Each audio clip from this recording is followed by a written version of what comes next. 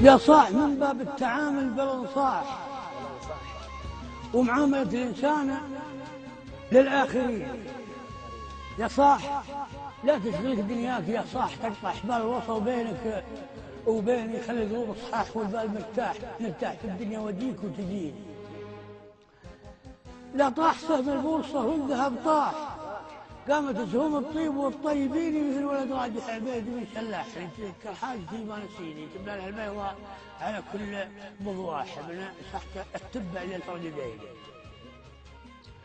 وبنهز الربع في بواويج الاصباح توقع توجه رجع شجرتين مطرنخ الفزع عشاشي قلم داح، كل يقول ان اللزوم يعنيني شو بيلهم يما الخلاخيل والداح لقى الزاحم في الشهيره الثمين يمجدهم غرناب الورق صداح مع اهل المسحوبه واهل الهجين بقى كل الفمات نطاح يزوم الصاري طريق اليمين ربع ونجمي في سما مجدهم لا اكل بمدلة الغريب الحزين سداتها مهيب الغيظ تنباح وبخوتها ما تظلم الغايبين ولا نستغل الطيبة من نادي الراح حاجاتها ما تجد مستحيل ولا حملت على التجاير والارباح مع الصراحة اجدادنا الاولين مثل الفوق ارزاقنا نهبص يا تزيد ولا جعلها ما تزيني مطعمهم الفهد يا راح مطعمهم الفهد.